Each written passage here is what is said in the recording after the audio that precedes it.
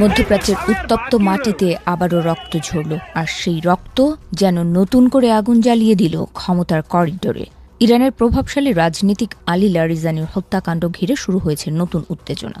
মঙ্গলবার যুক্তরাষ্ট্র ও ইসরায়েলের যৌথ হামলায় নিহত হন ইরানের এই শীর্ষ ক্ষমতাধর নেতা।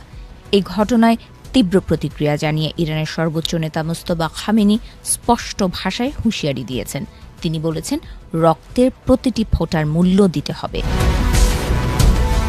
এক বিবৃতিতে মুজতবা খামেনি বলেন, আলী লারিজানি ছিলেন দূরদর্শী, জ্ঞানী ও বহুমুখী অভিজ্ঞতা সম্পন্ন একজন নেতা। তিনি দাবি করেন, এমন একজন ব্যক্তিকে হত্যা করা হয়েছে বলেই বোঝা যায় শত্রুপক্ষ তার প্রতি কতটা শত্রুতা পোষণ করত। একই সঙ্গে তিনি বলেন, এই হত্যাকাণ্ড ইরানকে দুর্বল নয়, বরং আরও শক্তিশালী করে তুলবে।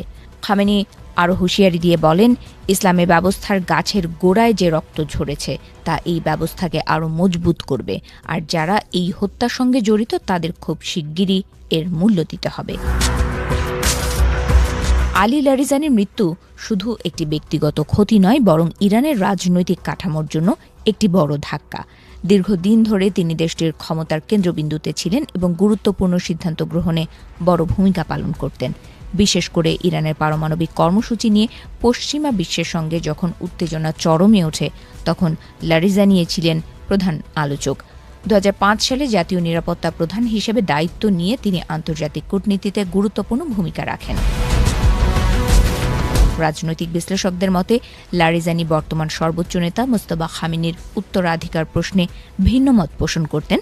তিনি মনে করতেন, বংশানুক্রমিকভাবে ক্ষমতা হস্তান্তর ইসলামী প্রজাতন্ত্রের মূল নীতির সঙ্গে সাংঘর্ষিক। এই অবস্থান তাকে ক্ষমতার অভ্যন্তরীণ দ্বন্দ্বের একটি গুরুত্বপূর্ণ চরিত্রে পরিণত করেছিল। এদিকে এই হত্যাকাণ্ডের পর ইরানের ভেতরে সিদ্ধান্ত গ্রহণ আরও জটিল হয়ে উঠেছে।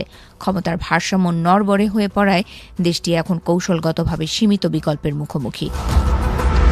সাম্প্রতিক এই সংঘাত শুরু হয় ইরানের সর্বোচ্চ নেতা আয়াতুল্লাহ আলী খামেনির হত্যার মধ্য দিয়ে। সে সময় একাধিক সামরিক কমান্ডারও নিহত হন। এরপর থেকেই যুক্তরাষ্ট্র, ইসরায়েল এবং ইরানের মধ্যে সংঘর্ষ ক্রমেই তীব্র আকার ধারণ করেছে। ইরানের সেনাপ্রধান আমির হাতামি ইতোমধ্যেই জানিয়েছেন, এই হত্যার জবাব হবে দৃঢ় এবং অনুশোচনীয়। তাই আলী লারিজানির হত্যাকাণ্ড শুধু একটি ঘটনার মধ্যে সীমাবদ্ধ নয়, এটি মধ্যপ্রাচ্যের ভূরাজনীতিতে নতুন এক অধ্যায়ের সূচনা করেছে।